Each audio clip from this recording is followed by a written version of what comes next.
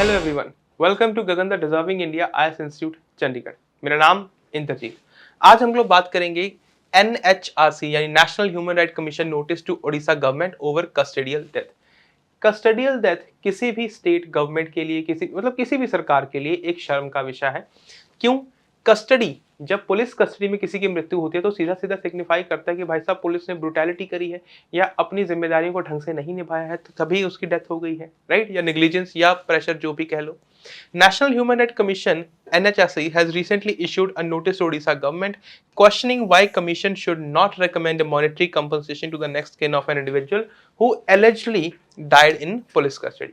किसी व्यक्ति की पुलिस कस्टडी में मृत्यु हो जाती है, आगे एनएचआरसी जो नेशनल ह्यूमन राइट कमीशन आगे रेकमेंड करता है कि भाई उनको मॉनेटरी कंपनसेशन दिया जाए, पैसे दिए जाए। उसके ऊपर उन्होंने ओडिशा गवर्नमेंट को क्वेश्चन किया है, भाई साहब क्यों ना करें, क्योंकि वो मना कर रहे हैं, right?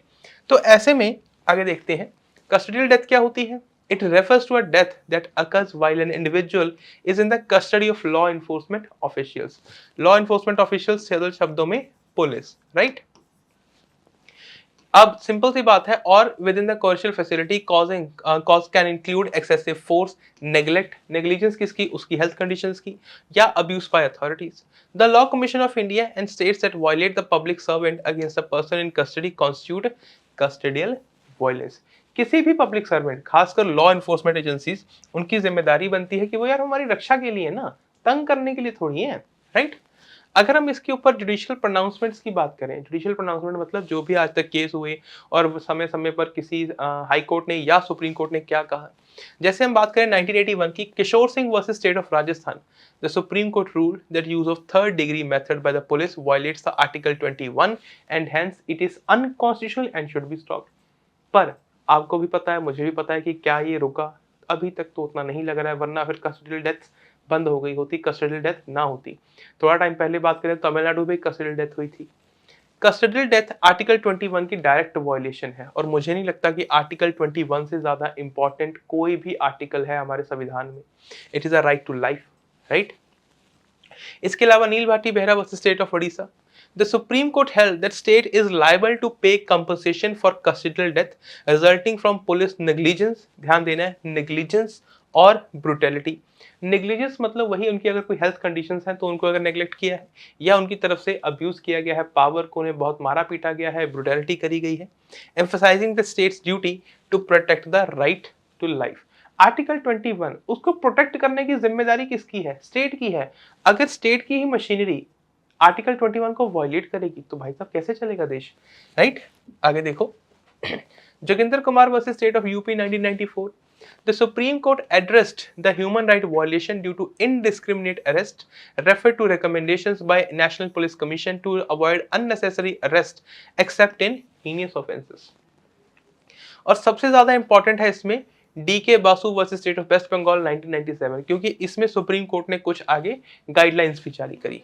The Supreme Court established guidelines to prevent custodial torture and deaths, including requiring arrest memos। मतलब अगर किसी को अरेस्ट किया गया है तो उसके मेमोस बनने चाहिए, प्रॉपर लिस्टिंग होनी चाहिए। Ensuring the right to medical examination and providing access to legal counsel। अब लगे हाथ डी के बासु जो केस में गाइडेंस दी गई, उस गाइडलाइंस को भी देख लेते हैं। Police officers must not use third degree। It is a complete violation of Article 21। It should not be used। Attention must be given to the working environment। Police police personnels हैं, जो police officials हैं, उनकी proper training होनी चाहिए। Orientation of police officials emphasizing basic human values, ethical conduct. Police should use balanced approach to extract information from harden criminals. चाहे कोई harden criminals भी है, एक्सपीरियंस क्रिमिनल भी है, रिपीटेड ऑफेंडर्स भी है, अब इसका मतलब ये थोड़ी है कि आप उसे मार मार के मार ही दोगे, राइट? उनके ऊपर भी बैलेंस्ड अप्रोच होनी चाहिए। ये नहीं कि भाई आप सीधा आए, डंडा उठाया और पीटना शुरू कर दिया। That will be a violation of article 21, right to life, right to dignity as well.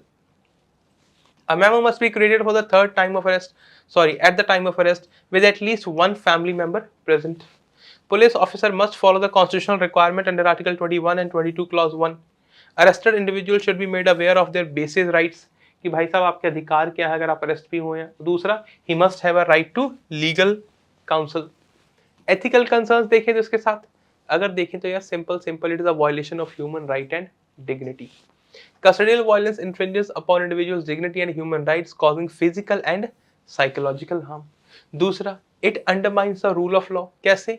Custodial violence contradicts the principle of justice, equality and safeguarding human rights, undermining the rule of law. सबसे ज्यादा important है प्रेजम्पशन of guilt. Guilty क्या होता है भाई? जो कसूरवार है।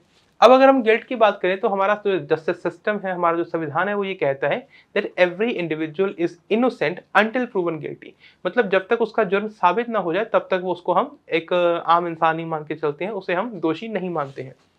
अगर किसी व्यक्ति को बिफोर कन्विक्शन, मतलब उसे सजा नहीं सुनाई गई पर उसे पहले टॉर्चर किया जा रहा है, तो इस लॉ की, इस रूल की वायलेशन नहीं होगी। सोच के देखो। ये कहता है कि भाई साहब हर व्यक्ति इनोसेंट है जब तक वो गिल्टी प्रूव ना हो जाए। पर अगर आप उसे मार पीट रहे हो तो आप उसे गिल्टी मान के कर रहे हो, right? Professionalism and integrity. Custodial violence breaches the ethical standards of law enforcement and damaging the professional's reputation, right? Next देखो, मेजर्स क्या हो सकते हैं टू प्रिवेंट कस्टोडियल टॉर्चर। हम अपने लीगल सिस्टम को और स्ट्रेंथन कर सकते हैं, enforce strict law against the torture. अगर कहीं पर कस्टोडियल डेथ होती है तो जो पर्सन रिस्पॉन्सिबल पाया जाता है उसके खिलाफ स्ट्रिक्ट एक्शन लिया जा सकता है। इवन उनके ऊपर मर्डर चार्जेस भी प्रेस किए जा सकते हैं। Ensure prompt and impartial investigation, hold perpetrator accountable, hold the fair trials. Police reform and sensitization, this is the most important thing that is, I guess, required. Improve police training, uphold human rights and dignity, establish oversight mechanism to monitor custodial torture, empowering civil society। और ये सिर्फ police का ही काम नहीं है, civil society को भी empower करने की जरूरत है। Allow national human right commission to inquire into human right violation beyond 1 year. अब एक समस्या यहाँ पर ये है, NHRC यानी नेशनल ह्यूमन राइट कमीशन जो है, वो अगर 1 साल से पहले की ह्यूमन राइट वायलेशन है तो उसको भी इन्वेस्टिगेट नहीं कर सकते। ये एक लिमिटेशन है जिसको आई थिंक दूर करने की जरूरत है, right? Provide support and legal aid to victims and families, collaborate with international human right bodies for redress and justice. अगर हम आगे बात करें तो नेशनल ह्यूमन राइट कमीशन क्या है, इसके बारे में थोड़ा जान लेते हैं। रोल क्या है? It is a watchdog of human rights in India. Watchdog of human rights का मतलब है कि देश में कहीं पर भी ह्यूमन राइट्स, मानवाधिकार की उल्लंघना होती है, ह्यूमन राइट्स की वायलेशन होती है, तो उसको देखना, दुरुस्त करना, ठीक करना, उसकी जांच पड़ताल करना नेशनल ह्यूमन राइट कमीशन की जिम्मेदारी है। इसे 1993 में एस्टैब्लिश किया गया in line with the universal declaration of human rights. इसके लिए एक्ट है protection of human rights act 1993। ठीक है, एक्ट बहुत इंपॉर्टेंट है, ध्यान में रखना है। इसी के बेसिस पे इसी लाइंस के ऊपर स्टेट में भी ह्यूमन राइट कमीशन होता है। फंक्शन क्या है जी इनका? Investigate complaints about the human right violation, review and recommend measures for human right implementations. इसके अलावा spread human right awareness, conduct research and publishes report on human rights की देश में ह्यूमन राइट्स को लेकर क्या स्थिति है।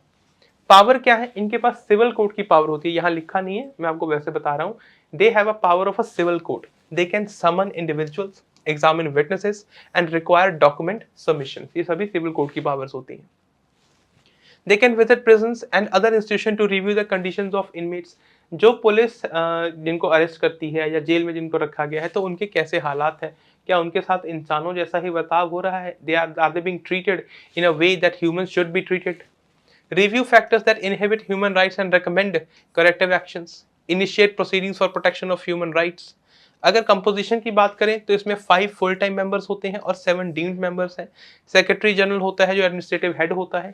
इसके अलावा एक्स ऑफिशियल मेंबर्स देख लेने हैं। Chairperson of national commission for SC and ST, minorities, womens and chief commissioner for person with disability. ये सब क्या है? ये इसके एक्स ऑफिशियल मेंबर्स होते हैं। किसके? नेशनल ह्यूमन राइट कमीशन के। ध्यान रखना टोटल 5 मेंबर होते हैं इंक्लूडिंग द चेयरपर्सन। अपॉइंटमेंट की बात करें तो it is appointed by president of India. Other members बात करें, appointed by president of India based on the recommendation from a committee consisting of, select committee बोलते हैं जिसे, जिसमें प्राइम मिनिस्टर होते हैं, स्पीकर ऑफ लोकसभा होते हैं, deputy chairman of Rajya Sabha, home minister and leader of opposition in both houses. Tenure की बात करें तो 3 साल का टेन्योर होता है या ज्यादा से ज्यादा 70 साल की आयु तक। रिमूवल कैसे होंगे? Members can be removed by president for proven misbehavior or incapacity. Global Alliance of National Human Rights Commission Institutions status क्या है? It is accredited with A status since 1999। 1999 से completely accredited state है। State Human Rights Commissions की बात करें तो इसे भी उसी एक्ट के तहत जिसके तहत नेशनल ह्यूमन राइट कमीशन बनाया गया है, उसी एक्ट के तहत इसे बनाया गया है, PHRA यानी protection of human rights act 1993। Appointment members are appointed by governor. अच्छा, ये बहुत ध्यान देने वाली बात है। यहाँ पर आमतौर से बच्चे कंफ्यूज होते हैं और यहीं पर गलती होती है, और ऐसे ही पॉइंट से क्वेश्चन बनते होते हैं। यहाँ पर अपॉइंटमेंट करते हैं गवर्नर, पर रिमूवल गवर्नर नहीं करते हैं। रिमूवल कौन करता है? Members can be removed by president. Governor सिर्फ अपॉइंट करते हैं to state human right commission. Removal can be done by president. ठीक है, तो आई होप ये टॉपिक आपको यहाँ तक समझ आ गया होगा। मेरा नाम इंद्रजीत। हम मिलेंगे नेक्स्ट वीडियो में, तब तक अपना ख्याल रखें, खुश रहें।